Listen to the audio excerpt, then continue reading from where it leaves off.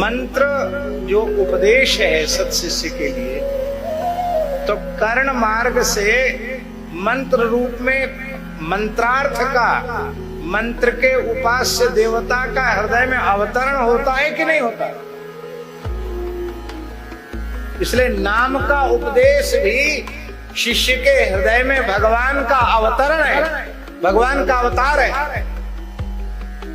और भागवत के एक टीकाकार, अन्वितार्थ प्रकाशिका टीकाकार, उन्होंने एक बड़ी सुंदर बात लिखी है। वो कहते हैं कि प्राकृत स्त्री पुरुष के संयोग से जैसी गर्भ की स्थिति होती है, इस प्रकार की भगवान श्री कृष्ण की गर्भ में स्थिति नहीं है। वहां मूल श्लोक है, उसकी टीका में वो लिख रहे हैं, जहां आप लोग केवल स्मरण करा रहे हैं प्रसंग का,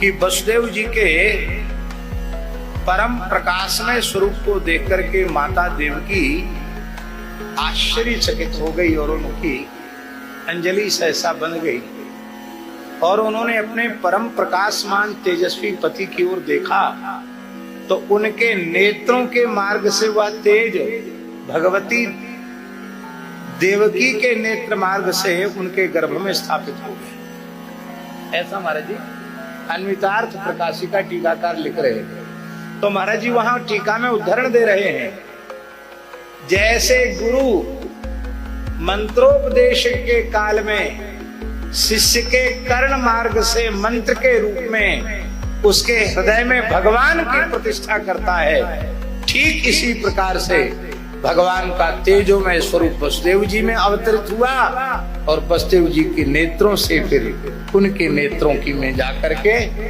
और फिर पुनः भगवान अब माता देवकी के गर्भ में प्रतिष्ठित हुए।